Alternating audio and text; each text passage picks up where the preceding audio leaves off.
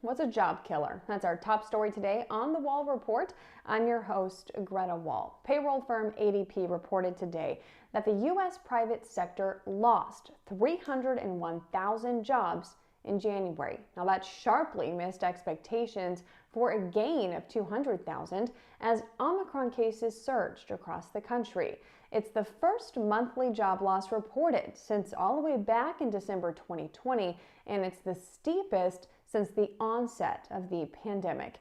Now, the leisure and hospitality sector suffered the biggest blow, shedding 154,000 jobs last month. The drop comes as the surge in Omicron cases hurt businesses that were already struggling to hire workers in a tight labor market. It's an ominous preview for the Labor Department's report on Friday, which is expected at this point to show a gain of 150,000 jobs. I'm expecting that, though, to come in negative as well, with the White House already warning that Omicron will have a significant impact on the headline number. But Wall Street is laser focused on earnings, and Google parent Alphabet is propping up the S&P 500. The benchmark index has been rising for the fourth straight session today, as Alphabet shares jump about 7%. Now, the rally comes after the tech giant reported a blowout Q4 and announced a 20-for-1 stock split after the close on Tuesday. Now, that split will take effect in July, making the massive stock more accessible to smaller traders. Currently, Google shares are nearing $3,000 a pop. Say if the split took effect at that price, the cost per share would drop to $150.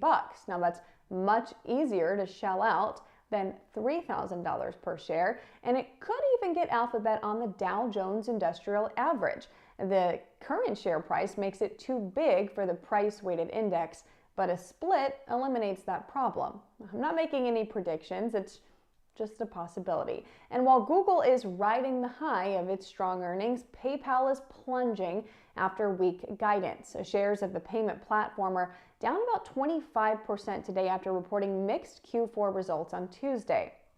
The drop comes after PayPal forecast Q1 earnings of just 87 cents per share, sharply lower than the $1.16 that analysts were expecting. The company also forecast annual revenue growth between 15 and 17% this year. The market was looking for nearly 18%. And PayPal is blaming inflation for that weak guidance. The CEO says high inflation has hurt consumer spending and supply chain issues are disproportionately impacting cross-border payments in their business. PayPal's business exploded during the pandemic, with shoppers flooding online as stores shut down.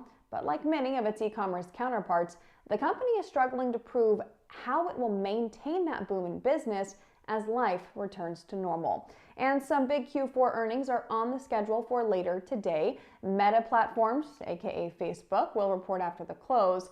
Analysts are focused on the company after Google's big advertising haul in Q4, and Spotify is also up after hours. There's been a lot of eyes on the music streaming giant lately with the Joe Rogan drama. I'll break down those results in Copy with Greta tomorrow morning, so be sure you don't miss it.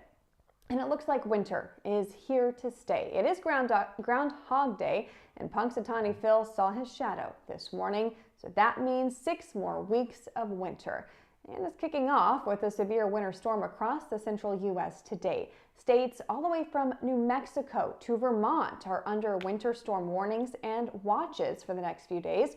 The Jets ETF is down today as major airlines fall, with even more flight cancellations happening. More than 1,600 flights have been canceled due to the weather today, and over 1,800 have already been canceled ahead of time for tomorrow. Let me know in the comments if you're in the path of this storm and what you have planned while you're stuck inside. I hope everyone does stay safe and warm, and hopefully Punxsutawney Phil's prediction will be wrong and we'll all be getting some warmth soon. I'll see you all back here for the Wall Report tomorrow, same time, same place.